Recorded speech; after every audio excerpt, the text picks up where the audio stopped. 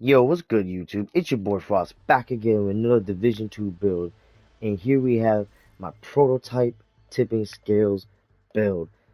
Now let's get into it. First of all, I'm running the Firewall specialist because why not run Firewall? Like I said, it's the best kit in the game. Gives you bonus on when we do cover to cover. You know me, I like to do cover to cover.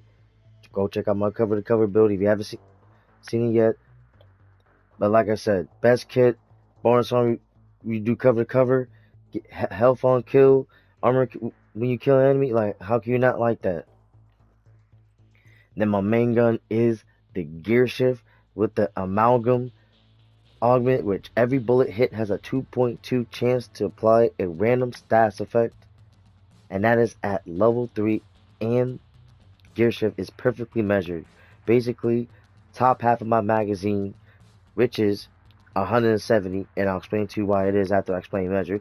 Top half of my magazine has 25% rate of fire and negative 30% weapon damage. The bottom half of the magazine has negative 18% rate of fire and 38% total weapon damage. Now, why I'm at 170 bullets?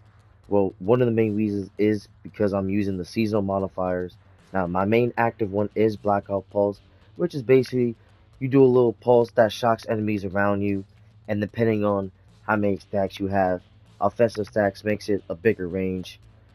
Utility stacks gives it a how many enemies, not how many enemies, but how long their enemies are pulsed when you do the Blackout Pulse, and defense stacks affect the cooldown of your active modifier. So depending on how you have it, you can have your modifier be stronger, come back faster, or put them on a stats effect for longer.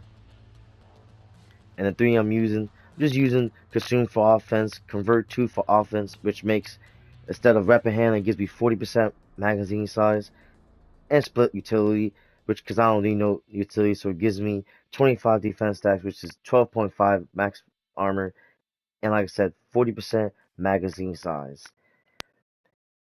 Now, I'm running the Coyote mask because, you know me, I'm a support player. I like helping the team out, and why not one Coyote mask? Coyote mask works very simple. Just depending on the distance of the last enemy you shot, you give your team either 25 crit hit damage, 10% crit hit chance and damage, or 25% crit hit chance.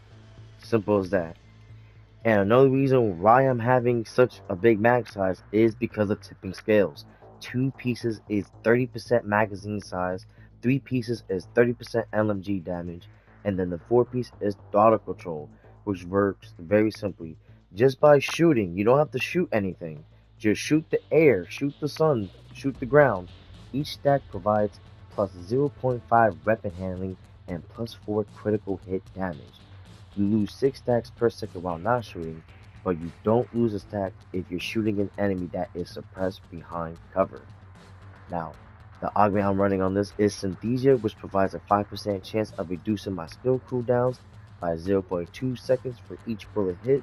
That's just at the default level 1, and because I'm running the chest piece, it gives me sustainability, which increases the maximum number of stacks of 50 to 75 for my tipping scales. And I was lucky enough to prototype it, and it gave me the max armor and max crit hit damage. Next, we got the holster, which is just Echo. Every bullet fired has a 1.2 chance to deal its damage twice, and it gave me the max crit hit chance roll on it. Next, we have my Lexington. You can never go wrong with the old Lexington, right? It's pretty much the old reliable nowadays. That too has Echo at level 9. Every bullet fired has a 2.8% chance to deal its damage twice. And it gave me the max 31.5 health damage. And on this, I have Sadist. Amplifies weapon damage by 30% to bleeding enemies. After 4 kills, applies bleed to the next enemy you hit. Now let's get to that backpack and tip of skills. And I have Paradox as the augment. Provides a 1.5 chance of refilling your magazine by 2% for each bullet fired, which does come in handy in some situations. And it gave me the max crit hit chance roll at 9%. And with the backpack, it's Snowball, which increases the crit hit damage received per stack from 4 to 7%. And for my gloves, contractor's gloves. Get that one-piece Petrol defense group, 10% LMG damage, that 8% damage to armor. Can't go wrong with it. And the last piece of tipping scales, the knee pads, which also has echo. Every bullet fired has a 1.2 chance to deal its damage twice.